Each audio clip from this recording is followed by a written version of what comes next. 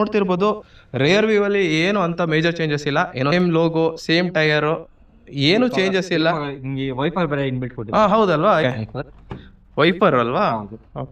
ನಿಮ್ಗೆ ಈ ವೇರಿಯಂಟ್ ಈ ಬೊಲೆರೋ ಬಂದು ನಿಮ್ಗೆ ಕಂಪ್ಲೀಟ್ 7 ಸೀಟರ್ ಬರುತ್ತೆ. ಓಕೆ ಓಕೆನಾ, 2+3+2 ಫ್ರಂಟ್ 2, ಇದು 3, ಇದು 2.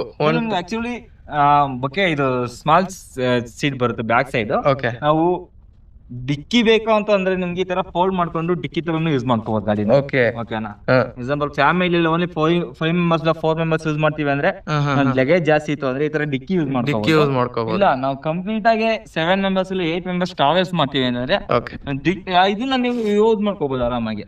ಮಕ್ಕಳು ಆಗ್ಲಿ ನಾವು ದೊಡ್ಡವರು ಕೂತ್ಕೋಬಹುದು ಕಂಫರ್ಟಬಲ್ ಆಗಿದೆ. ಚಿಕ್ಕ ಮಕ್ಕಳಿಗೆ ವೆರಿ ಕಂಫರ್ಟಬಲ್, ನಮಗೂ ನಾವು ಅಡ್ಜಸ್ಟ್ ಮಾಡ್ಕೊಂಡು ಕೂತ್ಕೋಬಹುದು. ಸರ್ ಇನ್ನೊಂದೇನು ಅಬ್ಸರ್ವ್ ಮಾಡಿದೆ ಅಂದ್ರೆ ರೇರ್ ಸೀಟ್ ಸಮೇತ ಏನು ಅಂತಂದ್ರೆ ಸೇಮ್ ಫಿನಿಶಿಂಗ್ ಕೊಟ್ಟಿದ್ದಾರೆ. ಏನು ಅಂತಂದ್ರೆ ಬೇಕಾ